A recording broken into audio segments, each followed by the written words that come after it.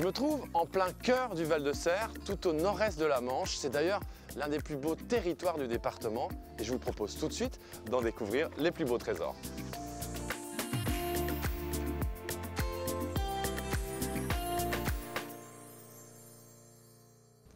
Je suis plus précisément sur le port de Saint-Valahougue. Je vais vous faire découvrir la ville et ses environs. Et dans les environs, évidemment, il y a des parcs ostréicoles. Je vais rencontrer Guillaume, un spécialiste des huîtres qui, à la base, n'était pas du tout destiné à faire de l'huître. À 2/3 de la coquille, on insère la lame, on va chercher le muscle, on ouvre. Ça a l'air facile comme ça. Nous ferons ensuite un tour de la ville en calèche-percheronne en compagnie de Francis et d'Annick qui nous surprendra par son originalité et ses anecdotes en tout genre.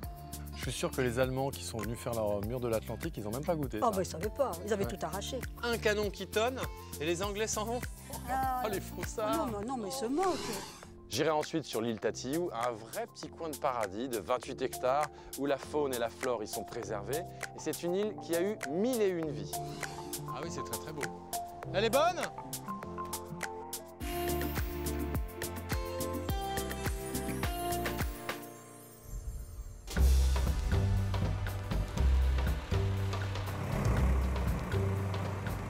Bon, ça va, c'est très joli, mais regardez ce paysage exceptionnel.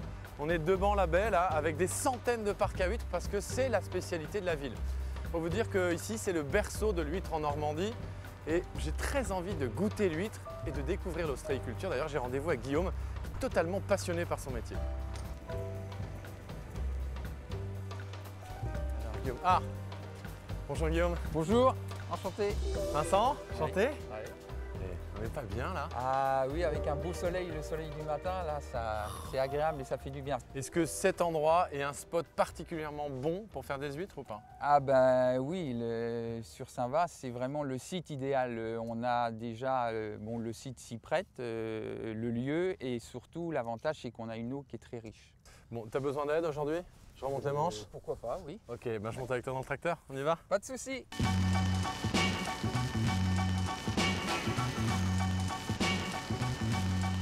C'est un sacré endroit ici, hein. C'est chouette, hein. Je vais faire du tracteur artistique. Sympa ton bureau, hein. Oui, plutôt, hein, très Ouais, agréable. c'est sympa, j'aime bien. Surtout quand il fait beau comme ça. On arrive au bon moment là. Donc là, on arrive vraiment au bon moment, plutôt en fin de marée, puisque la marée va pas tarder à remonter. Là, l'équipe vient de finir, je pense, parce que là, ils sont en train de remonter les rangées. Le but de l'opération, c'est de retourner la poche pour avoir le côté propre, aérer le produit, l'oxygéner, qui profite bien de l'eau, de la nourriture et des courants. Donc on prend la poche, hop, on la retourne sur le côté, on la secoue une fois et on la remet en place. Qu'est-ce que vont manger ces huîtres au quotidien? Essentiellement du phytoplancton, c'est des filtreurs, donc c'est un coquillage, ça filtre pour se nourrir et pour vivre, pour respirer, donc de toute façon essentiellement sur de la nourriture comme ça. Quels sont les autres éléments qui vont faire que l'huître sera bonne au final? Eh ben, le travail est très important. Donc ce qu'on fait actuellement là, le travail. Alors attends, on s'arrête pas, hein, on continue. Hein. Voilà, tout à fait. Donc ça, sur la forme du produit, donc plus on va travailler une huître, plus elle va être creuse, donc plus elle va être conséquente au niveau volume et au niveau chair. Ah d'accord. Donc le travail est quasiment aussi important que l'apport de nourriture. Une huître se fait entre 3 et 4 ans. On considère que nous, on préfère la sortir sur 4 ans. Parce que plus on va la sortir au final, plus on va avoir un produit corsé et charnu. Tout ce que j'aime, c'est l'inverse du fast food. On est dans le slow food. Voilà. J'adore. Voilà. Est-ce que ces huîtres-là, elles sont toutes d'origine de France ou pas? Ou est-ce qu'elles sont venues d'ailleurs? Alors, sur l'espèce où on travaille actuellement, d'origine, c'est une japonaise. Donc je peux dire à tous les Japonais qui nous regardent, arigato. Arigato.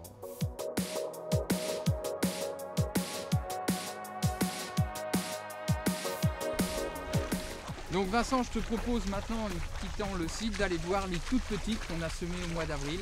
Donc ça, une huître comme ça a... ça a 1 an. Ah, 1 an. Voilà. Celle-là, elle a simplement 1 an. Voilà, elle a simplement 1 an. Sur une rangée comme ça, il y en a combien? Voilà, alors là, sur une rangée comme ça, on est aux alentours de 4 à 500 000 bêtes. Ah quand même. Sur 2 lignes, il y a 1 million d'huîtres là? Oui, oui. En fait, toi, t'es millionnaire. En huîtres. En huîtres. En huîtres. Quand tu vois ces petites d'un an et celles Oui. qui vont finir Voilà. Ouais. sur l'étal des poissonniers, Oui. c'est quoi ton sentiment? Il y a un sentiment de fierté d'arriver à sortir au final un produit qui tient la route, de pouvoir faire plaisir aux clients. Vous avez entendu là, hein, les clients sont satisfaits du résultat. Ça veut dire concrètement que si vous venez à Saint-Va et que vous ne goûtez pas d'huîtres, bah vous venez pas à Saint-Va, quoi, hein. On continue la balade? On continue la balade. Alors les huîtres qu'on va pouvoir déguster, Oui. ce sont celles-là, c'est ça? Elles sont ici, voilà. Je les tout à sors fait. tout de suite. Voilà. Là, on est sur un poids de poche assez conséquent. C'est un produit qui est fini, donc là qu'on va pouvoir utiliser dans la foulée. Oh là là, elle est belle celle-là. Comment t'as fait pour en arriver là? Est-ce que toi tu es né dans l'huître? Est-ce que tu es né dans une huître? Il y a des enfants qui naissent dans les choux. Est-ce que toi tu es né dans une huître? Non, Ou alors est-ce que tu es arrivé à l'huître plus tard? Je suis arrivé à l'huître plus tard, par contre, juste une petite précision, c'est qu'on pourrait dire qu'on est né dans un cajot d'huître. Ah. Voilà, tout simplement. Les parents ont travaillé toute leur vie dans les huîtres. Et ma sœur et moi, on a repris la suite. Après, la passion, elle est venue un petit peu plus tard, mais de toute façon, voilà, il y avait un but, le fait d'être satisfait, de pouvoir sortir un produit, de faire connaître un produit aux consommateurs, et puis le travail extérieur qui fait qu'on est dans des superbes conditions, et c'est un travail idéal. En tout cas, c'est un travail qu'on a choisi, donc ça nous plaît. Bon bah voilà, hein. On est prêt pour la Oh, dégustation? on est prêt. Et il n'y a plus qu'à. Je trouve souvent que les gens mangent les huîtres comme ça, mais en fait... Non, il faut bien les mâcher. Regarde. Après, voilà. Même en plusieurs morceaux, hein. À la Pourquoi rigueur, pas ça peut se faire en plusieurs morceaux, surtout là qu'on a un produit quand même assez conséquent en bouche. Ça Ouais. vaut un steak, C'est vrai? oui, en apport. Bon, déjà c'est super bon en goût Oui. et en apport de protéines, Oui, j'imagine, tout à c'est fait, ça? tout à Plein fait, de c'est protéines, très plein d'iode, Oui. donc en fait c'est bon pour la santé. Voilà. Ah bah écoute, je te remercie. Mais- Allez, non, je te remercie. J'ai appris plein de choses. À bientôt, j'ai De rien. plein de choses à faire en ville, je crois que tu le connais, je vais voir Francis. Ah, d'accord. Visiter la ville Donc, en calèche. En calèche. Je te le range, hein, t'inquiète pas, Pas de t'inquiète pas, soucis. je te le range. Où est-ce que je suis garé moi? Je vais te le ranger, je te le range.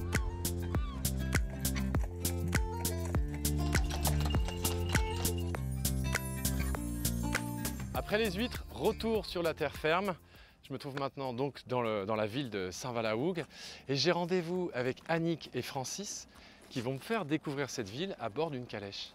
Ah, vous êtes mal garés, messieurs, dames, ça va pas aller, hein? Monsieur. Bonjour, vous êtes Annick, c'est ça? Annick, Vincent. Enchanté, Annick. Bonjour, Francis. Bonjour.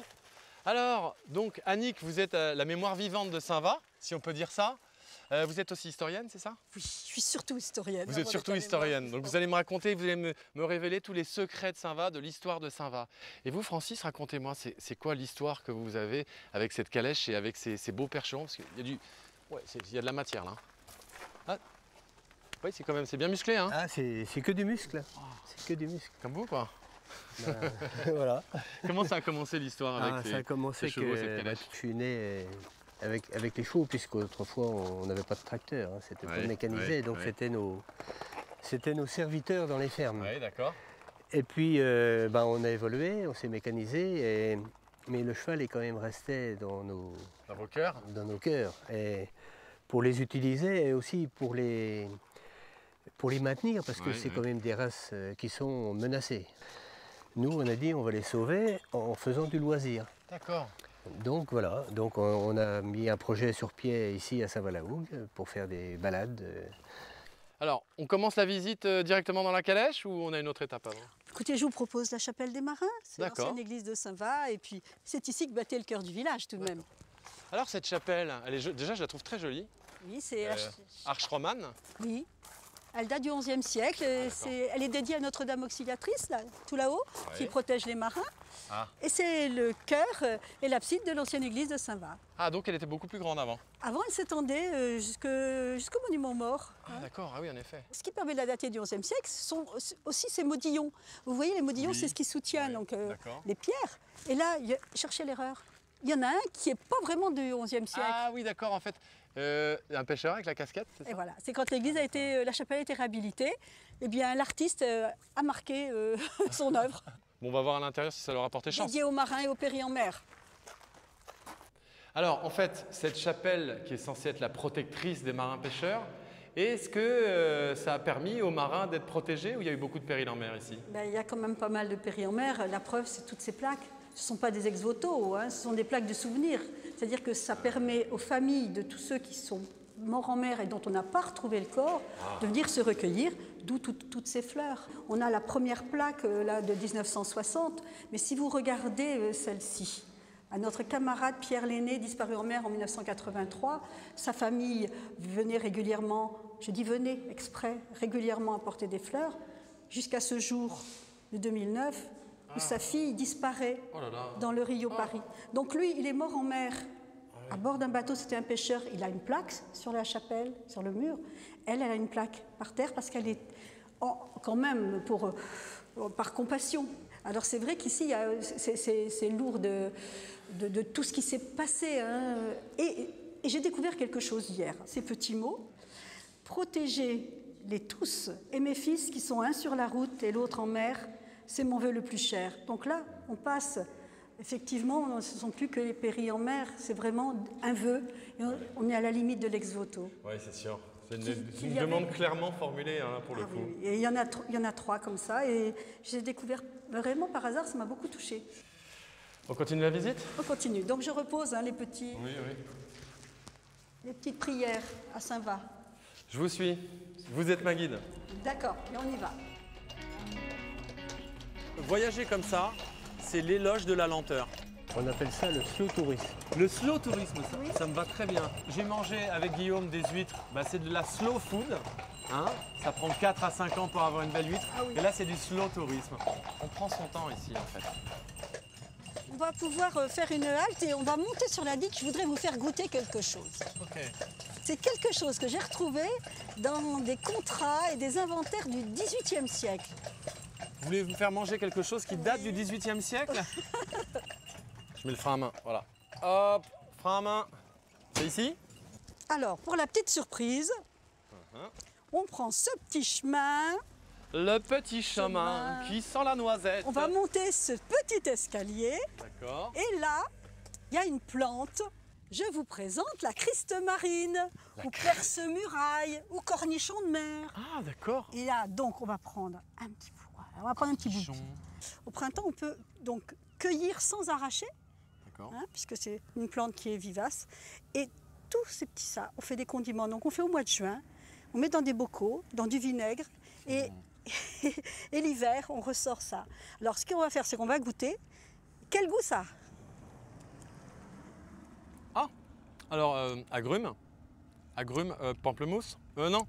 Oh, c'est bon, c'est super bon. Alors, en petit bout. Citron vert.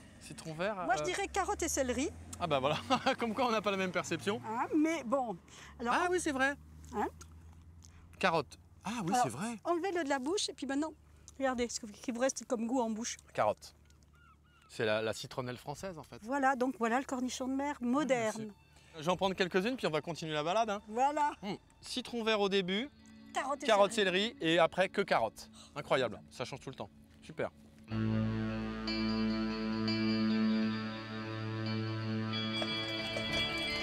Alors là, c'est un peu plus dégagé. Ah oui, d'accord. Et on a une vue sur cette belle tour. Sur cette tour, sur ce blocos, sur ces bâtiments. Et là, on a un raccourci de 300 ans d'histoire. On est arrivé à bon port. Super.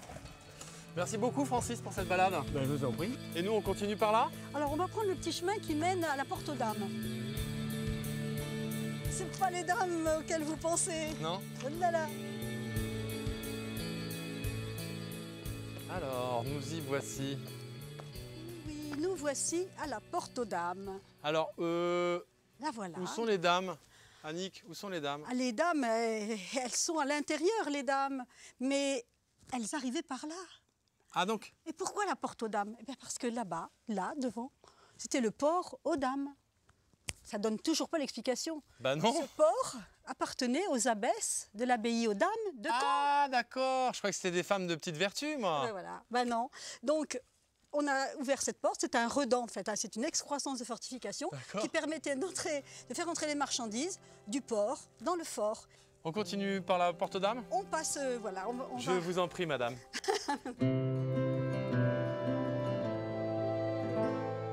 On a eu une fameuse bataille en 1692, dite la bataille de la Hougue. Au moment de la bataille, le vice-amiral Touré se trouve face, avec ses 44 vaisseaux, face à 99 vaisseaux anglais et hollandais. Les Anglais et Hollandais mettent le feu à ces bateaux. Donc c'est un immense incendie qui a marqué les esprits, qui a un homme qui était vraiment navré, c'était Vauban. Et Vauban, c'était l'architecte militaire de Louis XIV. C'était directeur des fortifications et c'était, oui, vraiment c'était l'homme des fortifications. Il aura fallu 2 ans pour persuader Louis XIV de lui donner les fonds nécessaires pour la construction de 2 tours. Et le but c'était que les canons aient un tir croisé de leur feu. Si bien ils protégeaient l'entrée de la rade. Voilà la rade dont Vauban disait qu'elle était la plus belle de France.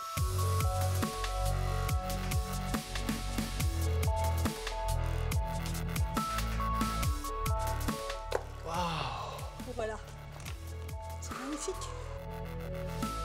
Ici, dans la rade, c'était le poste le plus important stratégiquement, ici. Alors c'était le plus haut, le plus important stratégiquement, on l'a en face, c'est Tatillou. On a la terrasse de la tour de Tatillou. Et donc on voit bien pourquoi Vauban a construit ces 2 tours à chaque bout de la baie. Et qui nous explique bien le système du tir croisé des canons. Donc voilà, ces 2 tours qui se font toutes les deux 20 mètres de haut. L'autre là-bas aussi fait 20 mètres de haut? Oui, mais elle est beaucoup plus large à la base, ce qui lui donne une impression d'être plus tassée. C'est ce que je disais tout à l'heure, c'est un fort à la mer, mais c'est la première, elle est en première ligne. Donc une tour, c'est vraiment la tour de défense, celle-ci est en plus une tour d'observation. On a cette tour Vauban, plus de 250 ans après sa construction, elle est encore bien en place. Mais je crois que vous avez fait un travail qui a permis de la préserver peut-être à plus long terme. Oui, dans le cadre des sites majeurs de Vauban, nous sommes avec 11 autres sites inscrits au patrimoine mondial de l'humanité. Bon, bah moi maintenant je connais celle-là, Oui. Je vais aller voir l'autre. Oui. Et merci beaucoup Annick. Au revoir Vincent. À bientôt. Au revoir. C'est Tatillou, ah oui c'est là-bas.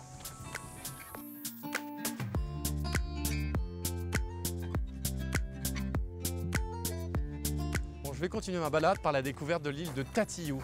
C'est ce caillou de 28 hectares quand même, une île assez incroyable avec une histoire rocambolesque et c'est Manuela, ma guide pour l'occasion, qui va me faire découvrir ce site assez exceptionnel. Ça va Manuela? Bonjour. Je t'attendais. J'arrive.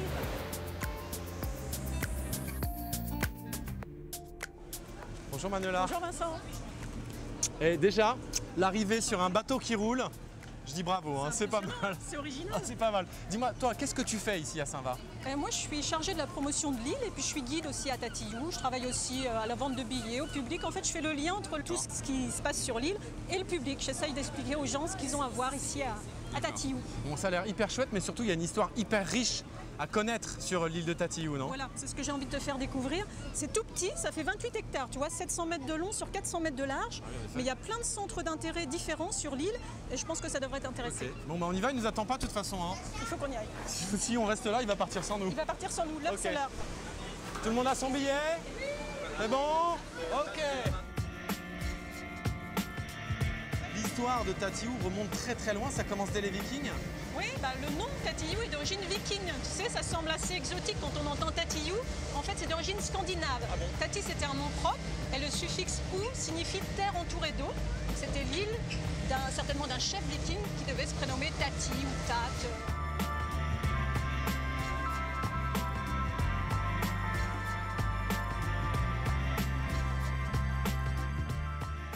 Ah, c'est quand même très très beau là. C'est quand même à tomber par terre. Les chouette. gros rochers, la mer Azur, la lande qui est super jolie et les différents bâtiments qui ne doivent pas être tout jeunes.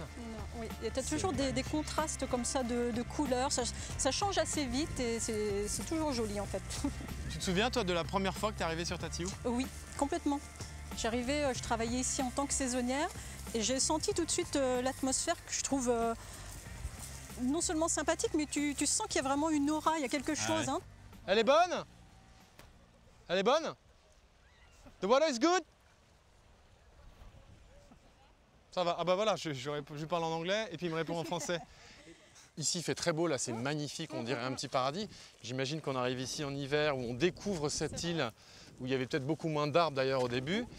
Très ventée, ça devait être un peu difficile à vivre. En fait, c'est ce qui explique que l'île a souvent servi de lieu d'isolement, en fait, de lieu de quarantaine. Ah, c'est ça. Et d'ailleurs, là, on va pénétrer dans cette partie intramuros qui correspond à un ancien lazaret. Ah, ok. Waouh. Je ne suis pas géologue, mais je vois déjà que la pierre vient d'ici. Exactement, le granit. Du granit. Et il y a des traces, il y a du lichen, etc. Donc ça veut dire que c'est quand même relativement vieux, j'imagine, tout ça. Ah bah oui, c'est 18e, ça a été construit en 1722. Ah, ok. C'est ici le Lazaret, donc c'était un établissement sanitaire qui permettait d'isoler les marins ici en quarantaine parce qu'on avait peur qu'ils véhiculent les maladies. Ah, oui. Et à cette époque-là, c'était la peste de Marseille qui avait sévi. Donc on craignait que les navires l'importent ici. On mettait les pestiférés ici. C'est ça. Alors ça veut dire que par exemple les marins revenaient d'une région où il pouvait y avoir la peste, par exemple même s'ils revenaient de Marseille, ils restaient ici pendant 40 jours. Voilà, ils restaient ici, ils logeaient ici et surtout on faisait subir aux marchandises et même aux équipages des fumigations, c'est-à-dire qu'on avait une recette spécifique qui utilisait des baies de genièvre, du thym, des vieilles pots de cuir qu'on faisait brûler sur des herbes mouillées et ces fumigations étaient destinées à ôter tout miasme des marchandises pour éviter de propager la maladie. Bon, on va pas tester les fumigations, mais on continue la visite quand même.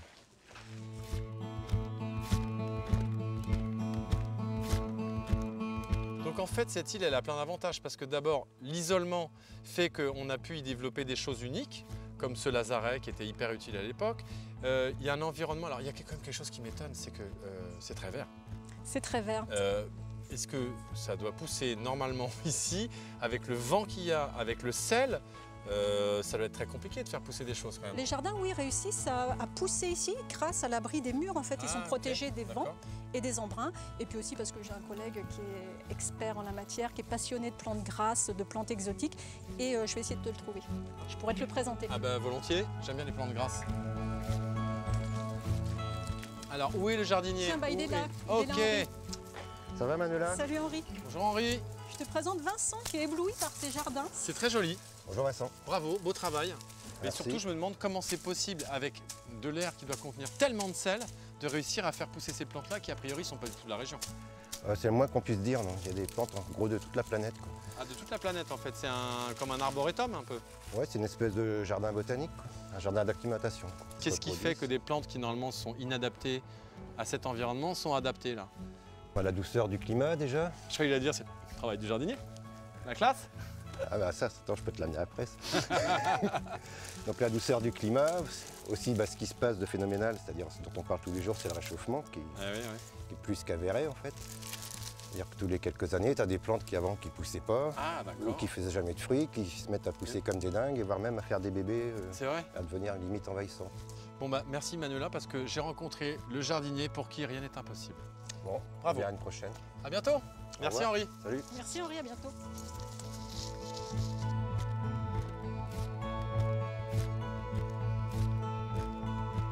Mais alors attends, c'est quoi ça? C'est on dirait un dracard, non? C'est pas un dracard, t'es pas le seul à faire cette réflexion. La forme comme ça? Non, c'est pas du tout un dracard, c'est la réplique d'une frégate du XVIIe siècle. Ah bon? C'est-à-dire qu'on avait de tels bateaux lors de la bataille de la Hougue, mais ceux-là figuraient parmi les plus petits. Ah oui, ça fait comme 17 mètres, c'est pas Ça mal, fait 30 mètres de long. 30 mètres, d'accord. Et un vaisseau de premier rang, ça fait 60 mètres de long. C'est les plus grands vaisseaux de ligne de la flotte française qui pouvaient accueillir jusqu'à 900 hommes. Donc c'est énorme, on appelle ça des vaisseaux, des bâtiments sur l'eau. Et lors de la bataille de la Hougue, ce sont 11 vaisseaux qui ont coulé non loin de Tatillou. Et tout près du fort de l'Îlet, sur 5 épaves, des fouilles archéologiques sous-marines ont été entreprises. Et tous les objets qui ont été remontés sont exposés maintenant dans l'expo permanente du musée, qui s'appelle Flottes et Fracas. Là, on a vu quand même pas mal de choses à l'intérieur de ce site. On a vu l'intérieur surtout. Oui. On continue la balade? Oui, on continue. Tatillou est un site protégé, c'est un site du conservatoire du littoral. En fait, il y a plusieurs habitats, plusieurs milieux naturels qui abritent énormément de plantes. Et la faune et la flore terrestre, et pas seulement terrestre mais aussi marine, sont protégées, font partie de la zone Natura 2000. Donc c'est vrai que la nature est plutôt bien préservée puisqu'on voit notamment plein d'oiseaux qui sortent du fort. Oui, le fort est aussi réserve ornithologique. C'est un site ornithologique majeur ici.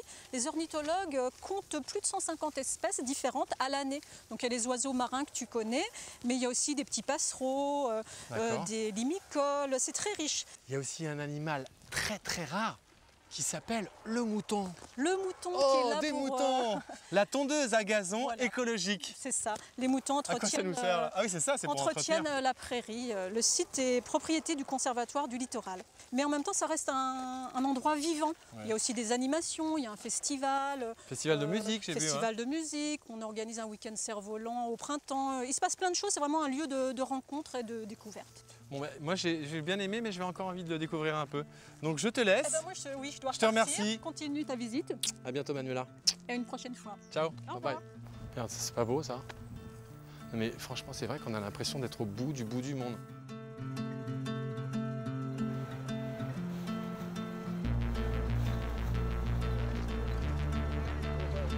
Bon bah voilà, c'est fini, ma balade s'achève ici, mais moi j'ai vraiment pris mon pied. J'espère que ça aura été la même chose pour vous. En tout cas, sachez que si vous voulez retrouver toutes les informations de l'émission, il y a d'une part la page Facebook Histoire de se balader et d'autre part le site france3.fr. Allez, à tantôt. Hop, hop.